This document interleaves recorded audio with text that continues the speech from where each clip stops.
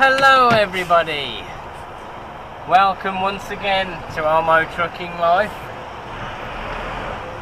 I'm starting the video a bit later on in the day to normal. What I'm going to do is just take it up from here. We are, well, you're coming, are you? Fair enough. We are just leaving the house factory. We've already done a delivery down to Portishead this morning, reloaded a coil back up to Stourbridge, and then we've been sent to the house factory to pick up a load that's for Plymouth tomorrow morning. So I wasn't planning on vlogging, so I just thought I'd set up the vlog ready for tomorrow. So we are currently leaving the house factory at 4:25. We started at 6 o'clock this morning and we're only on 6 hours driving, so we're going to go about an hour and a half to 2 hours down the road now, maybe get to Tewkesbury or somewhere like that, and then we'll call it quits for the night and make the rest of the journey in the morning. It's 214 miles altogether down to Plymouth. We've settled on a lay-by on the A38 in between junction 13 and 14 of the M5. We've had a little walk around, roughly a mile that way to the next garage, which turned out to be closed, so we walked back. And I'm waiting for my milk to cool down to have a bit of crunchy nut supper. But look at that for a sunset, guys. Absolutely beautiful. We'll regain our journey tomorrow, heading down to Plymouth. So, good morning. It is now Tuesday, the 10th of July. And that was one of the worst night's sleep, if I could call it that, I've ever had in Cinderella. It was sweltering. We had 1 or 2 nights out last week and didn't suffer as bad as we did last night. I even resorted to opening my window and my sunroof to let a tiny bit of a jet stream come around and breeze through Cinderella. Not that it did much, because we must have woke up about 6 or 7 times. That's come from underneath here, look. I ain't gonna put anything in there. We retightened everything all up last night without this in there. Didn't realise it had come off. So that could come with me in Cinderella. Yeah, it was absolutely disgustingly, terribly sweaty and bad last night. Really was.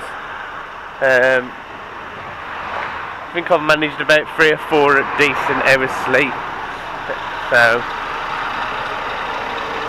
tie that in with the remaining 6 hours of not good sleep, and we're good to carry on down to Plymouth now.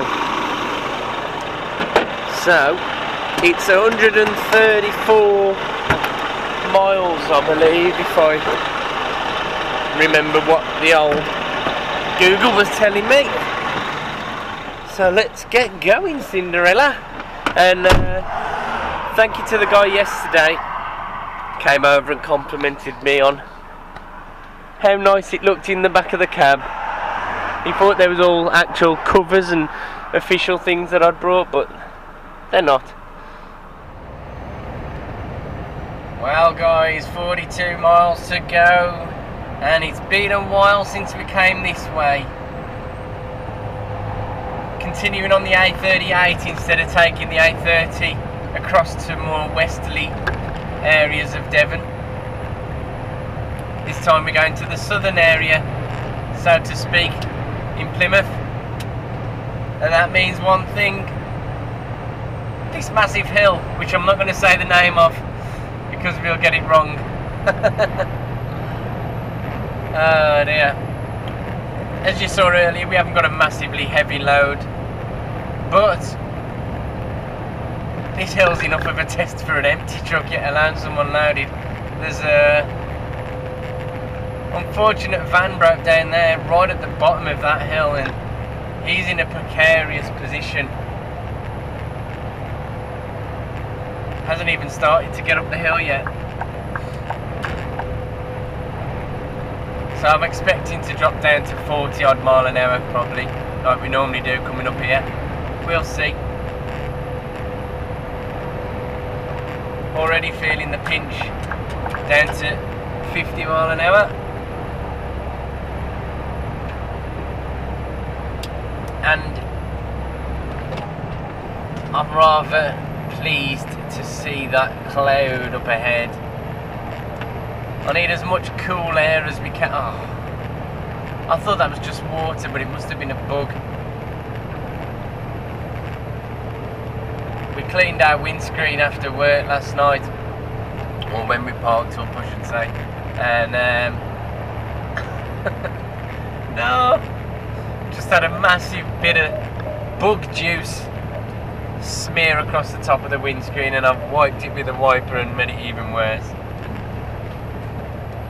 Never mind. So we've actually done alright. We've stayed at 45 mile an hour and made it up the top of the hill. 40 or so more miles to go now. We're ahead of schedule. I didn't want to leave it too late because of the traffic building up, and we've looks like we've caught it just fine. We're going to be getting there. Actually, it's not going to be too early. We're going to be about 20 minutes ahead of schedule. We booked for 10 o'clock. We're probably going to get there around 22. One of Langdon's. Thank you.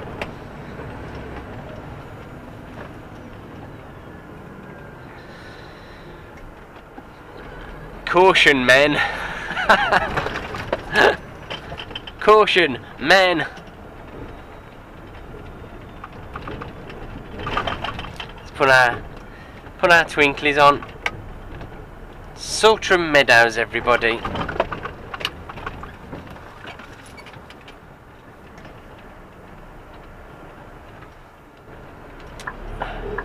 Goodness me, mate.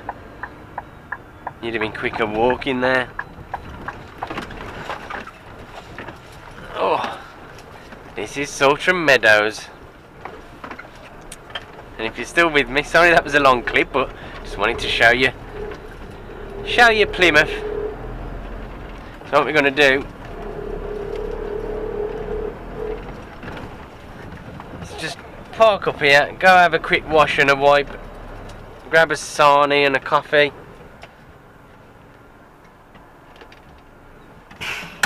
and then by then hopefully the forklift driver will have been up here and we'll go and tip.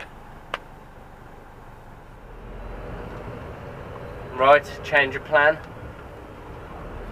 It's close to his break time, I've just been informed, so we're going to go and get unloaded first. And we're on private property, off-road, in case anyone wants to cry that I haven't got my seatbelt on. So we're going to go and tip and then come down and have our break.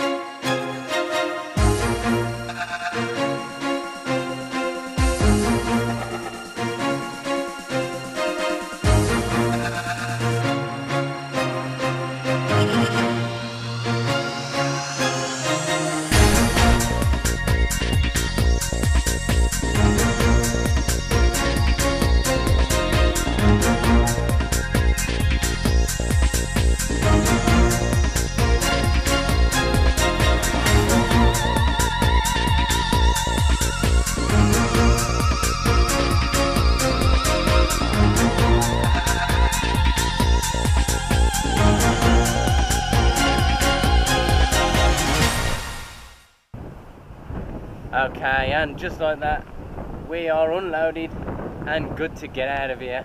We've just came out the way. There was some people doing some surveying with the laser things, so we've just came back down to the bottom to put our last 2 straps away. When I drove down, I noticed in the distance a sandwich van driving off, because the porter cabin that was here predominantly as a calf every time we came here is no longer here. Would you believe it?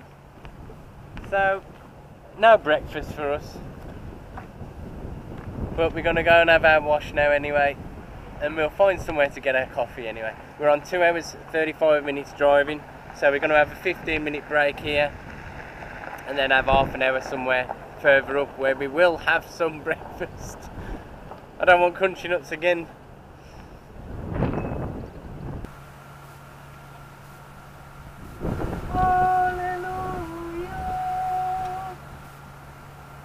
Hey, yes! In a massive twist of fate, the canteen hadn't disappeared. They'd simply relocated into the work unit, and they're in amongst the porter cabins now. Fantastic news for me and my belly. We've spoken to the gods, and we've got to head up to Portbury for a coil. So what we're going to do is have a 45-minute break here. We was already on about 25 minutes anyway when we'd finished having a wash and everything like that. So we're going to change that to a 45 minutes instead of a 15, and then that'll give us enough time to get up to Portbury docks, and with any luck to the next place we've got to deliver the coils to. But we'll have to see about that.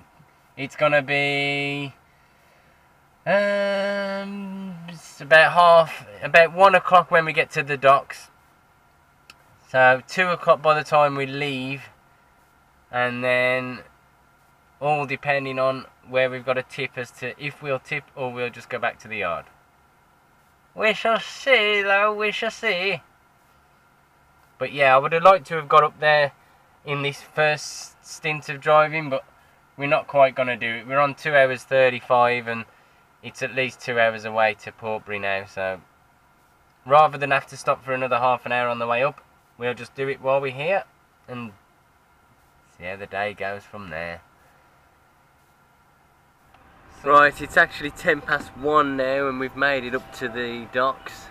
We've booked in and got ourselves in the queue, and it looks like we're the next person to be loading a coil.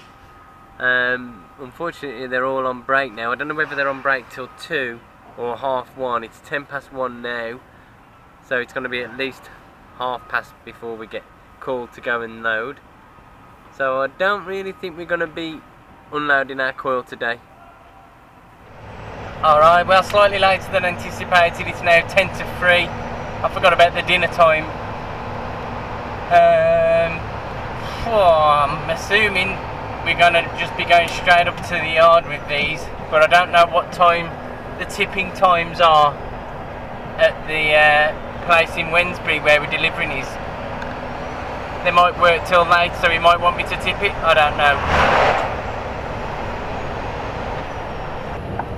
We got just the one coil on, 23.7 tons I believe it was. And we also had the pleasure of watching 2 of the tugs pull one of the massive car ferry ships out. But I didn't want to do any filming there just in case we get ourselves into trouble. So unfortunately couldn't bring you that. And I think I can see it just sailing out now. Yeah, it looks so slow and painstakingly hard for the tugs to pull it out. I think it was just because it was against the current, or it's the first time I've ever seen it up close happening. Pretty awesome to watch. Oh dear. Here's one of Gardner's. Is he not flashing back? No. Never mind. Maybe he didn't see us.